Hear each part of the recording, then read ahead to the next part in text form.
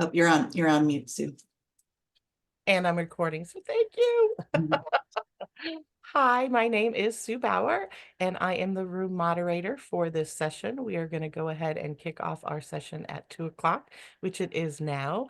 So I am happy to introduce Laura, the Director of Learning Technologies at Florida Southwestern State College. We are happy to have you here today, and she's going to be presenting for us on the implementation of an online course quality assurance plan. So thank you so much, Laura, for your time and expertise, and I turn it over to you. All right, welcome everyone. I feel like, I don't know about you, but I want to like get up and do like 5 jumping jacks right now and just kind of get my blood flowing and been sitting too long. So welcome. I'm glad that you joined my session today. I am from Florida Southwestern State College, and I am the Director of Learning Technologies. My office resides in the Office of Information Technology, and I oversee a team of 6 instructional designers. These are our objectives for the session today. I won't read them out to you, but hopefully we'll be able to cover everything. If you have any questions as I'm going along, feel free to post them in the chat, and I'll try to keep an eye on that, or unmute yourself, raise your hand. I don't know that I'll be able to see all the raised hands though, Sue, so if you see anybody with their hand raised, if you could just let me know, I can address that. My pleasure.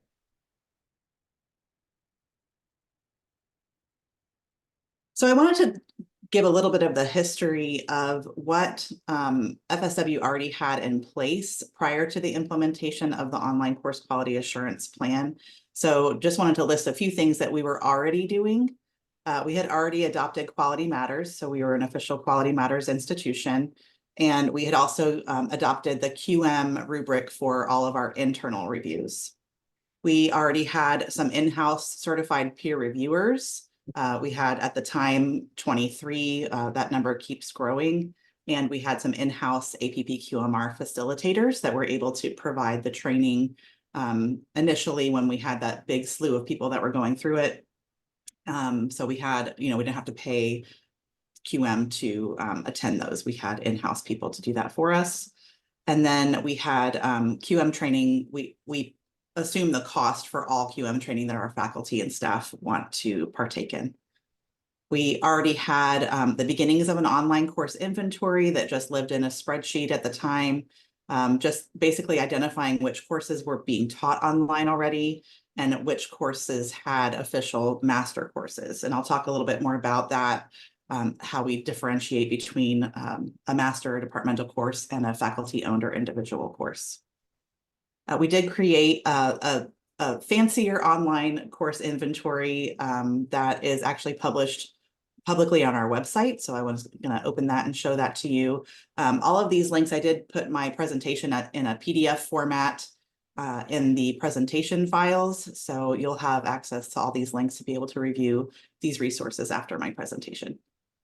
This is accessible to anyone who goes to this website, including the public, so anyone can log in and see which online courses we have available.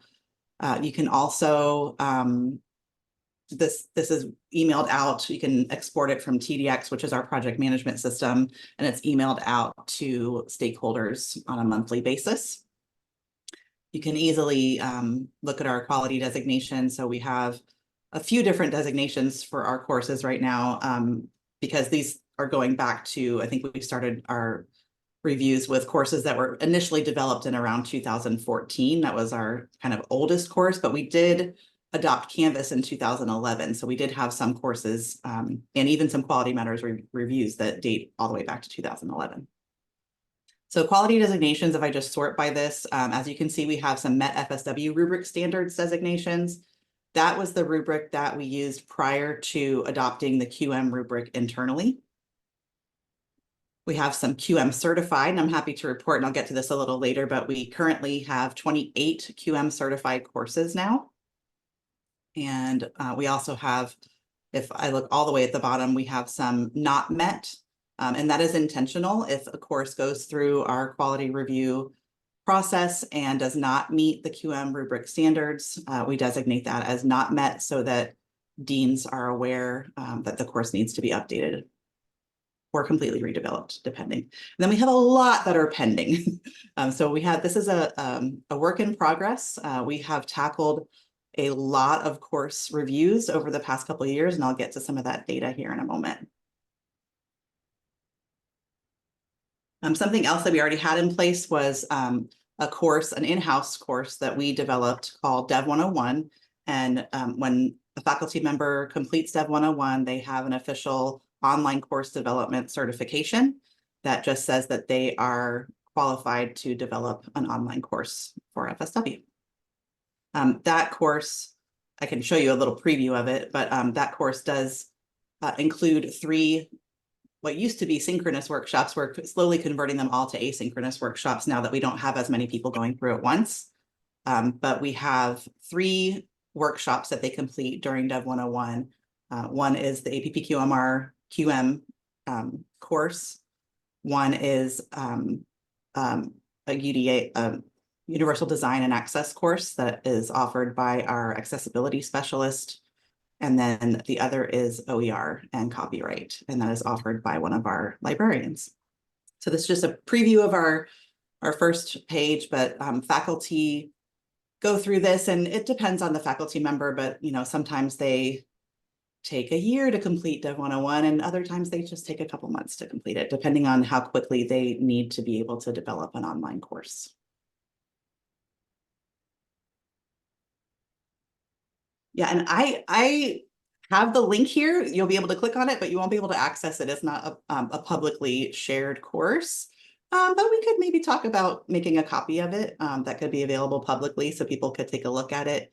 And maybe not, obviously we wouldn't have anybody enrolled in it or anything at that point, but just a kind of course that could be looked at. We'd be happy to do that. Our team of instructional designers and our what used to be called e-learning coordinators, who were faculty that were serving in a coordinator role, our AVP of online learning and strategic innovation, who I'll introduce you to in a second on the next slide. They were all involved in the initial development of Dev 101. And since then we have kind of revamped it, design plusified it. We've made that a verb.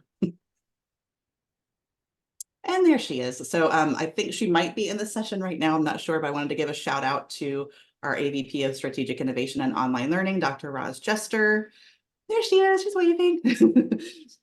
I don't know if I told you I was putting your face in my presentation, but she actually, what's that? I just said, it's all good. She actually was the director of e-learning prior to going into her AVP role in academic affairs.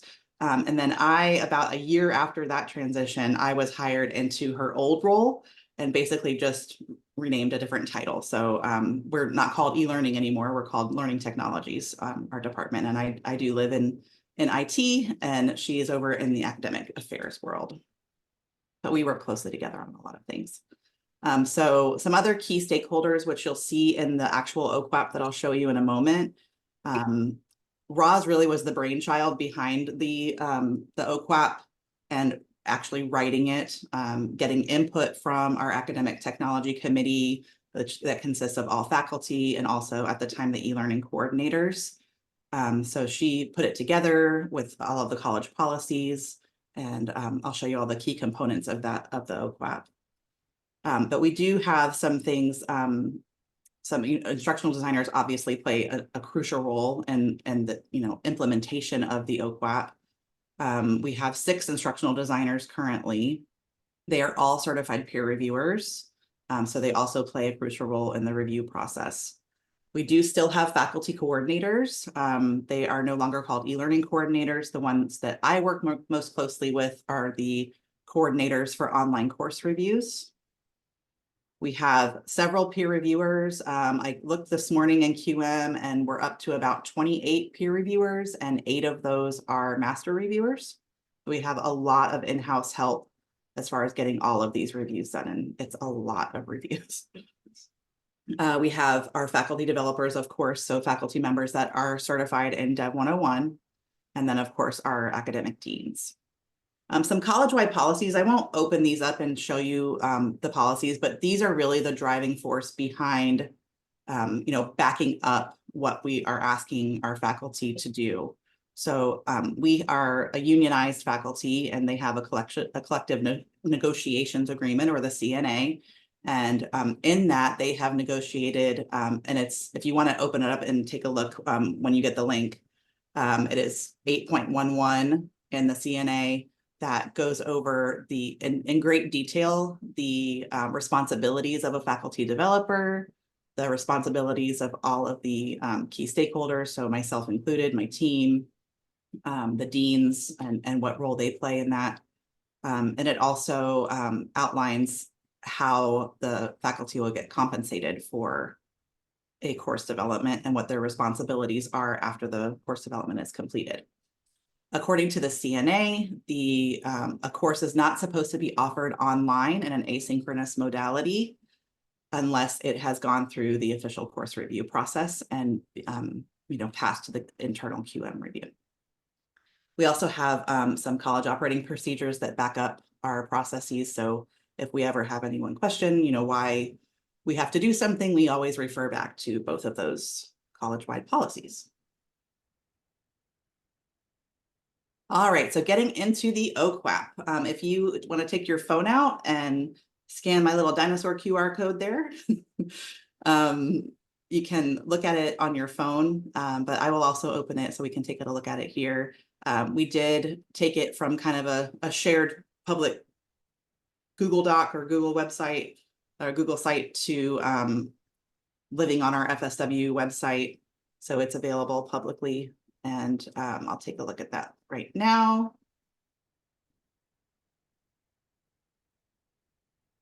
So again, Roz was the brainchild behind this, putting together all of the research and data to support the need for this. I like to joke that, OCQAP, we have a lot of QAP out there. So that's where that little, I made that little duck logo when we were initially starting out the implementation process, because, after doing that initial inventory and looking at, what is actually being taught online in an asynchronous modality, and what do we have official masters for that have been reviewed, we realize there are a lot of courses out there. And still to this day, there are a lot of courses that are being taught online that have not gone through the process. We have made a very big dent in improving that statistic, but we still have a long way to go. So this is just identifying all the procedures and processes and stakeholders and the roles that all of these stakeholders play in the process. The course review cycle, which I'll get into a lot more detail in a bit, and how we manage all of these course reviews that are happening simultaneously, and how we follow up when a course review internally has been completed. So that's just there for your review. I won't read it to you. You guys can look at it.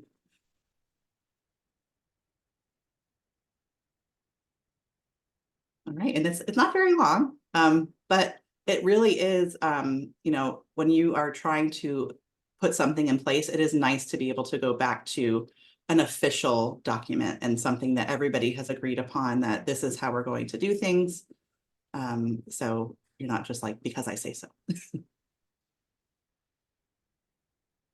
All right, so the online course review process, we do internal reviews every mini term, and I'm going to share with you what is very organized in my opinion, but my my Google sheet that I color code, and it might look overwhelming at first glance, but it is how we track all of it's kind of like a tracking sheet, I guess you could call it, but track all of the reviews that we're doing within one academic year.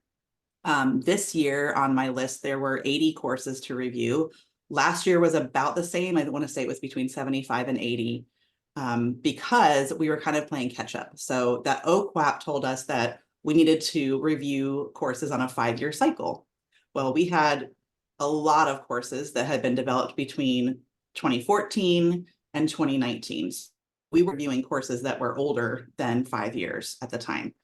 So a lot of them didn't pass the review last year because they, we didn't have the QM rubric at the time. They didn't meet QM standards. So I'll go over some of that. But yeah, we had a lot of reviews. But lucky for us, we have a lot of people that can do them. So Each review, we are assigning 2, so the internal reviews get 2 certified peer reviewers. We have had instances where, we maybe didn't have a tiebreaker or something like that. We've had to handle those on an individual basis, but for the most part, it's worked out very well. And we do use the official CRMS and QM to manage all of those reviews. So the review cycle, as I said, is a 5-year process. So ideally next year, we will be only reviewing courses that are 5 years old, which should make the process a lot easier because hopefully they will be closer to meeting those QM standards if they're not, almost 10 years old. And then we also give out recommendations, and I'm going to show you the recommendations a little bit later in the presentation because I also have it linked there, but I will open my very messy spreadsheet now. So give me some grace. I understand what it means. You guys might not, but I can explain it. So as I said last year, so this is my 23-24 spreadsheet. And as you can see, we have a lot of courses. There's like 80 courses on here. But initially, and even before me, I think Roz and Jillian, and probably I think Jillian's probably in here too, but they had just a spreadsheet, and they had started to fill in some of the missing pieces of the puzzle. So some of this required going back through paper records, going back into the course masters and looking at the instructor information page to see, who was the faculty developer, who was the instructional designer that worked on this project. When was it developed? Was it reviewed? We had to go back and look at paper records for, if it was reviewed with a FSW rubric standard. So we literally had to manually fill in a lot of this information. And from that, we built the official course inventory that you saw that's posted on our website now. So these were all courses that technically would have been due for review last year, and some this year. So this year we reviewed courses that were developed between 2017 and 2019 originally. And as you can see, we have all the Canvas URLs in there, all of the master courses. We have who the faculty developers were. So this is, just the dump all. My color codes are for our review schedule. So if I show you my review schedule for this year, this is initially last year how I kind of figured out, like, okay, we have all these courses to do. How many courses can we really review in 1 year? So I had to make a list of all of our available peer reviewers. Last year, we did not include our faculty peer reviewers. We had the coordinators that were reviewing courses, but we did not include our faculty peer reviewers. This year, we have a lot of faculty, and they're all listed down here. These are all faculty that just also happen to be QM peer reviewers. The cool thing about them is they get a $300 stipend for every course review that they complete, and that was part of the CNA negotiation. Our instructional designers don't get anything extra, unfortunately. I wish I could give them more, but that's just part of their job description, so they do that as part of their job. And the coordinators, the faculty coordinators that are up here, actually get reassigned time for being an online course reviewer. So depending on their schedule that semester, they kind of tell us if they are going to be needing, 3 hours of reassigned time or 6 hours of reassigned time. 6 is the max. But as you can see, we had a lot of reviews scheduled. These kind of yellow ones with the bolded print are courses that had updates in progress. So either I had let the deans know, hey, these are the list of courses in your school this year that we're going to be reviewing. They might say, oh, don't even bother. We don't use that one anymore. We use this shell instead, or we know that needs to be updated, or we're just planning on changing the textbook anyway, so don't bother reviewing it. So all of those yellow ones were all courses that are being updated currently. So we wait until those updates happen and then we review them.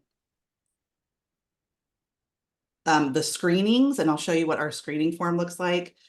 This is just basically, we figured out that the QM rule is that if a course does not pass 2.1 and 2.2, that the review should not continue. Well, we tried that And it's a lot of work to start a review in the QM system, in the CRMS, to assign reviewers. And then we were getting into these courses and realizing, uh-oh, they don't even have CLOs, or uh-oh, they don't have MLOs. So we decided, okay, let's not even bother creating the, let's go ahead and take a look at them first and see, can they even be reviewed? So that's when that screening process came in. So all of our instructional designers do the screening, and I'll show you what that form looks like in a minute, but it's just a Google form, and they go through and look at the master course, and then they look at 2 current terms to decide, okay, number 1, is the master even being used anymore? So maybe it needs to be retired, maybe they're not even using it.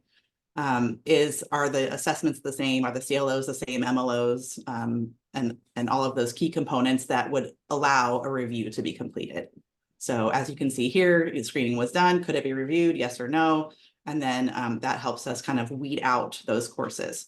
So, and I'll go back to the recommendation list after this, that, what we tell the faculty member and the dean, if the course doesn't pass the screening, we just recommend a redevelopment because it's not being used. So, and we also have a small list of courses that we find out that need to be retired for one reason or another. Either maybe that course isn't even in the catalog anymore. It's not part of a program, or maybe it's not being offered online anymore, or some other reason. So we've retired a lot through this process as well. Any questions before I go on to the next slide? Okay. All right, so some strategies to engage our faculty and instructional designers. How do we get everybody to do all of this work? First, we have stipends that are available to faculty. So for a faculty member that is certified in Dev 101 to complete a full course development that gets the, passes the internal review, they get $1,000 stipend for that. Prior to this CNA, all they got was reassigned time, and sometimes not even that. And then prior to that, they kind of got their, so this is kind of been an iteration of changes in CNA. Prior to that, they got their kind of hourly or per credit rate rather. But now they get $1,000 for a course development, and they also get an additional $500 if they get an official QM certification. So potentially they could earn up to $1,500. And the faculty peer reviewers, as I mentioned before, get $300 per course review. So some of our faculty have made out for, developing a lot of courses. We do have kind of a deficit in the amount of faculty that are certified in Dev 101. So it tends to be the same faculty over and over in each department that are the ones tagged. We do have an application process now, though, where if there are multiple faculty that are wanting to develop an online course, they would receive an application, and then they would have to complete that, and the dean would select who would be the faculty developer for that course, just to make it fair. Reassigned time is only right now given to the faculty coordinators, so the online course reviewers, as I mentioned, get 3 to 6 hours of reassigned time per term. We do offer a micro-credential or digital badge for our faculty developers that complete Dev 101. Our IDs are on a career ladder that includes professional development related to obviously online course development and QM certifications and training. And we have a wonderful QMC. If Jill is here, Jillian Patch is our Quality Matters coordinator. Could not do any of this without her. She is amazing. It probably could be a full-time job. And I'm a QMC as well. Roz is a QMC, but Jill does all the work. If we have to, we could get in there and do something, but Jill does all of it. And then some ways that we engage faculty, throughout the year is through Microsoft Teams. We have developed some teams for online course development. We have an online course development community of practice where I post things like if a course gets a QM certification, then I give those faculty developers and their instructional designers a shout out there.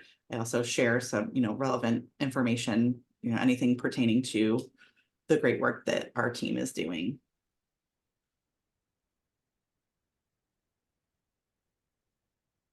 All right, so how are we evaluating and improving the online courses? Because it's a lot, it really is a lot to manage. We have several reviews going on simultaneously, several course developments going on simultaneously. So we have to make sure that we keep our ducks in a row. So as I mentioned, the QM rubric is used to evaluate the courses. And then what we're doing is if the course doesn't pass, then we are using the amendment process through QM to make improvements and update the course. So we kind of leave that review open and then wait for the update request to come in, and we use the amendment report to make the updates so that we're ensuring that the course meets QM standards. So this is the screening form that I was talking to you about before, and you'll have access to a preview of that just by clicking on the link in the presentation. But this is the one that I was telling you about, the pre-review course screening. So our IDs fill this out. They compare the master course to the current term sections, and they just really quickly screen the course. So is the same textbook being used? Or, is it a new edition, or is it a completely different textbook? Did they go OER and not tell us? Are the course level and module level objectives the same?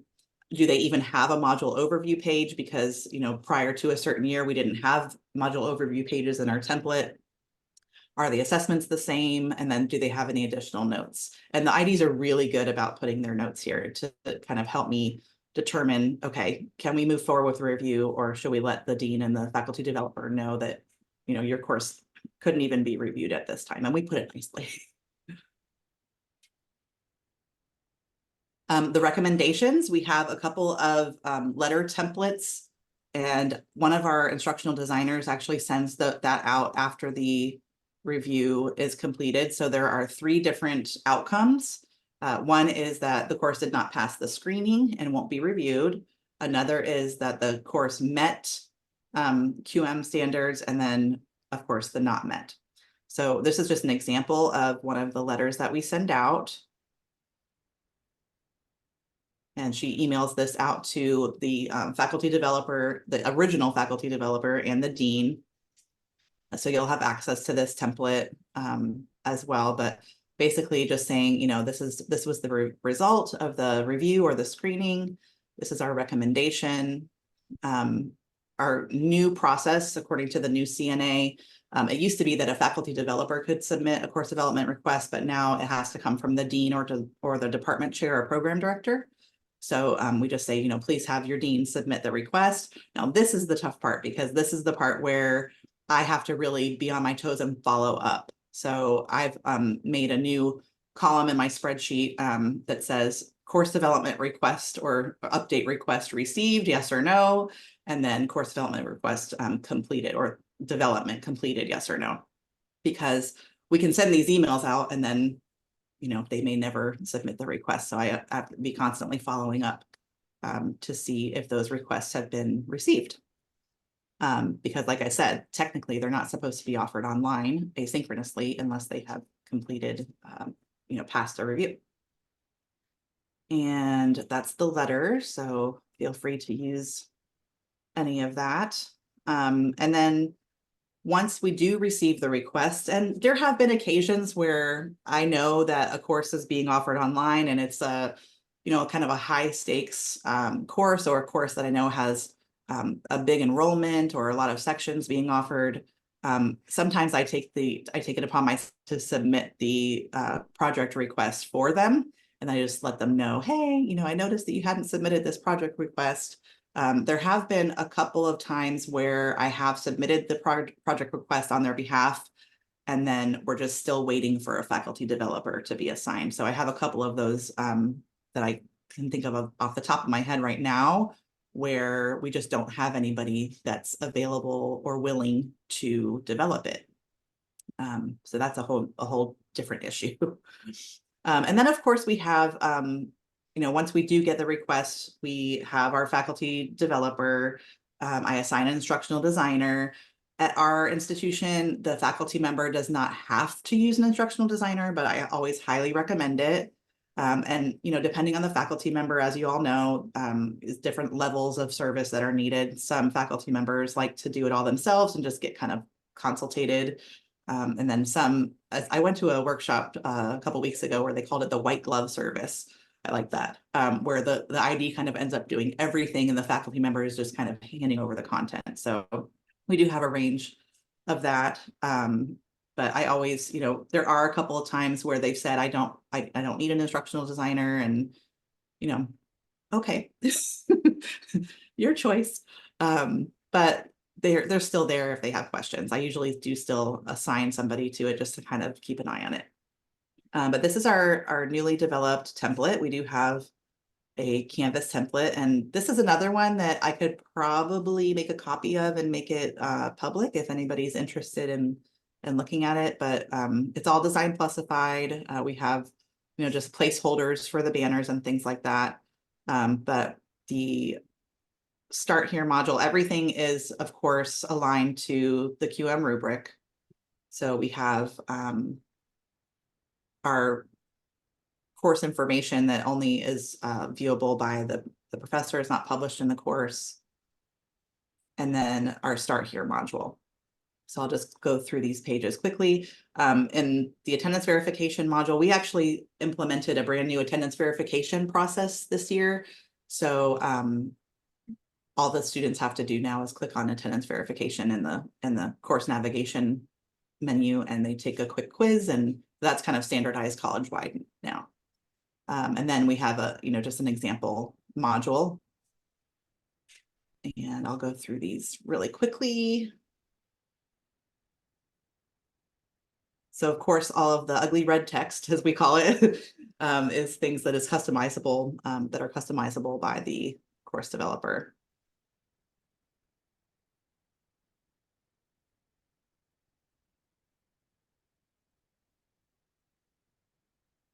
This is our new course alignment page. We found that this is really helpful, especially now. It used to be a requirement that our faculty developers had to submit a course map with the course development request, but now that is no longer a requirement. So we created a course blueprint where we, in steps throughout the course development process, we help the faculty developer fill out the course map, and that is all done on the course alignment page. That we have some built-in, obviously, syllabus and textbook information. We use simple syllabus now, so all the faculty have to do is refer to the simple syllabus link in their course.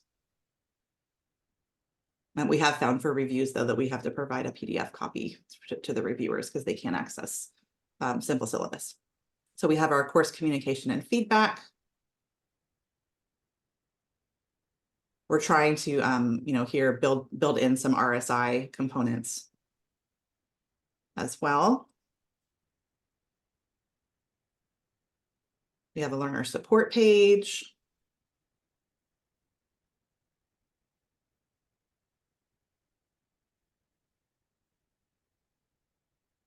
Everything is like QM ready. And I didn't expand all those little menus, but you saw the accessibility, VPATs, all of that. This is a fancier version of our learner support page in an infographic form.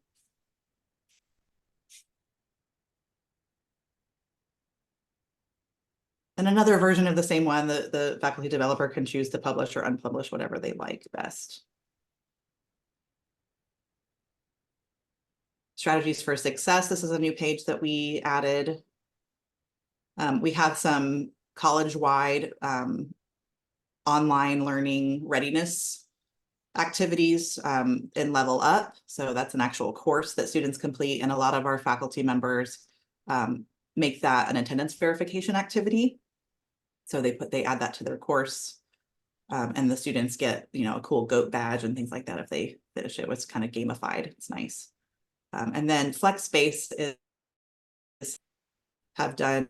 It seems like longer than a year, but maybe it's only been a year. But it's a virtual meetup where, and it's structured, but it's basically just a focus space. So they go, they can study, they can do their classwork. But that's kind of all evolving to maybe some breakout rooms and more of like it's not intended to be a tutoring session, but it's a place where our students can go to get support if they're taking online courses or in-person courses. Oh, it has been 2 years, Roz. Okay. Vibey virtual study hall. Yeah. It is nice. I've actually gone, like, if I have like a task that I've been putting off, you know, when we first started it, I was like, okay, I really have to do this mundane task that I've just been putting off and I need no distractions. I would, you know, go to flex space and just kind of focus and get that done. And then of course the meet your instructor and introduce yourself page.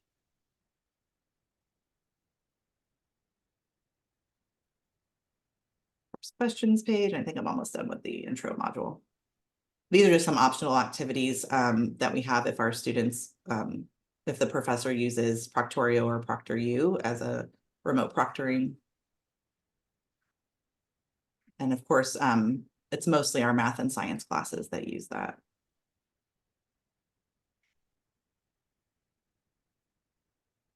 All right, I think we're getting into the attendance verification module, so I'm not going to go through there, but that's our template. So like I said, I'm happy to make a copy of that and make a public version of it if anybody else is interested in looking at that, because you won't be able to access it by clicking on it. Laura, we could share course cartridges too, if someone Okay. tells us. I think we've done that in the past too. So they All can right. customize. Yeah, sharing is caring. All right, so let's get into some of our results. We have last year in 2022, 2023 was the first year of implementation. So the OCQAP was originally developed in 2021, 2022. Last year, our results were, we completed 76 reviews of courses that were developed between 2014 and 2017. We had 18 online courses that had the high quality designation that were official QM certified courses. We gave out 57 recommendations for course developments and updates. And this was kind of the results that like I was telling you, I have to keep following up with people. So we did get 23 actual requests from that. We completed 10 development projects from those requests. And then at the time we had 13 in progress, but that's of course ever changing. Last year we had 23 QM certified peer reviewers, 6 of them were instructional designers, 7 were the faculty coordinators, and 10 faculty. And then so far this year, and I just updated this yesterday, we now have 27 peer reviewers, and 8 of those are master reviewers. We have completed 40 internal reviews that are closed, that are completely done since August 2023. We currently have 34 internal reviews in process, and that's a range of like from the course rep is just filling out the worksheet to the courses in the amendment process. So that whole slew of review process that we have 34 courses in there currently. We have 9 courses currently in external review. We have 2 that are being QM managed, and then the rest, the other 7 are subscriber managed. We were getting overwhelmed with the number of external reviews, and we have our QMC, the wonderful Jill I was telling you about, who's one of our instructional designers. She was getting overwhelmed with just not being able to keep up, and like we kind of had a backlog of courses that had been reviewed internally and were ready to go for QM, because that's the first thing I ask. As soon as it passes internal review, I ask the faculty member, okay, you ready to submit for an official QM review and do the QM, get a QM certification and get $500? So most people have said yes. I think there's only one person so far that has said no, not yet. They said, I want to teach the course for a semester first and then I'll be ready, which I thought was okay, that's cool. That was our Spanish SPN 1120. So he's waiting a term to submit it, which is fine because we have a backlog, like I said. But to help Jill out, because she did take the training to be able to manage our external reviews herself. We actually did some QM. We paid for I think I budgeted for about 10, but I think we only did 8 to this point of the QM managed ones. And those actually go really fast because, as you know, if you've ever managed a review, just getting the reviewers, because you have to, basically hire them and pay them, and all of that takes a long time. And getting the textbook information and all of that is just really, really time consuming. So that really helped us out, having QM manage those 8 for us, kind of gave us a little bump. So we only got 2 left in the external QM managed ones. We do have 10 courses that are in that queue that have passed our internal review and are just waiting for us to have the time. So we're kind of like as one's finishing up, Joel's starting another one. So, we're kind of following that time frame. And like I said, we have 28 official QM certified courses. We are on track to be the FCS institution with the highest number of QM certified courses by the end of this year. So that is a huge accomplishment. We are all really proud and exhausted, but that's a good question. Sue, do we have an expiration date on quality designation? Yes, it's going to be that 5-year cycle. So it kind of aligns with QM's 5 years. So once a course has been QM certified, it has to be recertified in 5 years. So we're kind of following along with that same timeline. All right, so if you are interested in an online course quality assurance plan, thank you, Sue. If you're interested in an online course quality assurance plan at your institution, I've given you guys some action steps that you could follow. The first would be to create that online course inventory. That's really important, and you'll get a good handle on, what's out there and what actually has a master and what doesn't. And then, just compiling that list is really eye-opening. Organizing courses by school, identifying the year that the course will be due for review. That's all kind of pre-work that has to happen. And then creating a review schedule. So how many peer reviewers do you have available? How many courses need to be reviewed that year? How much time can you allocate? So when I showed you that kind of course review schedule, when I figured out how many courses we had and how many reviewers we had, I was like, okay, we're going to have to do this on like a mini term schedule. So that's how it's about every 8 weeks, we have a set of courses that are being reviewed. Depending on your need, you might be able to give yourselves a little longer for each review. I'm hoping next year we won't have as many. I haven't even looked at next year's courses yet, but I'm hoping that we'll be able to just do a term. So like, these are the courses we're reviewing in fall. These are the ones we're reviewing in spring, instead of having to do mini terms. And then, of course, reviewing the courses and making recommendations. So it's really important to share the results in a timely manner with the deans and faculty developers, to provide them. Oh, that's something I didn't mention. That letter that we send them, we attach the QM final report to that, so they can see exactly what needs to be improved, what the score was. And that's really helpful for them. And then, of course, we provide them with the links to, say, click here and submit the course development request. Here are just some links to resources. This QR code goes to our FSW online website, where a lot of this information lives. So feel free to take a look at that. And that's actually newly redeveloped this year as well, our website. And then finally, I have a QR code to this presentation. So I created this presentation in Canva and made it a website. So you can scan that QR code there and have access to that. Or you can look at the PDF that's in the presentation files. That's it. I think I have 2 minutes for questions. And I'll stop sharing for a second.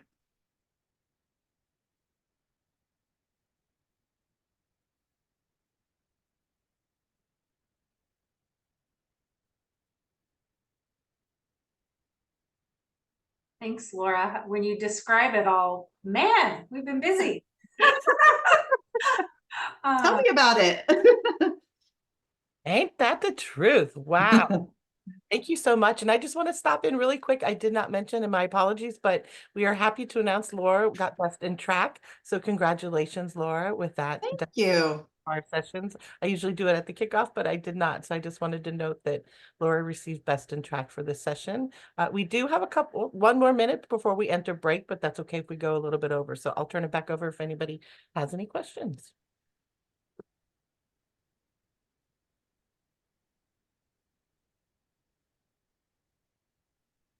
Thanks, Tom. Yes, thank you so much. As you saw, as a moderator, I was pretty darn active in the chat because I was just getting so much. So we have a lot that we're doing too, but there's things that work well and things that don't. And I would love to have a conversation with you. Yeah, of course. Anytime. So much. All right. With that being said, we are about to enter our break session. So we do have about 15 minutes. Time to get up. Like you said, Laura, do a little bit of stretching, get our blood kind of flowing for the afternoon. And we will be back at 3 o'clock for our last group session of the day. Thank you all so much. Thank you.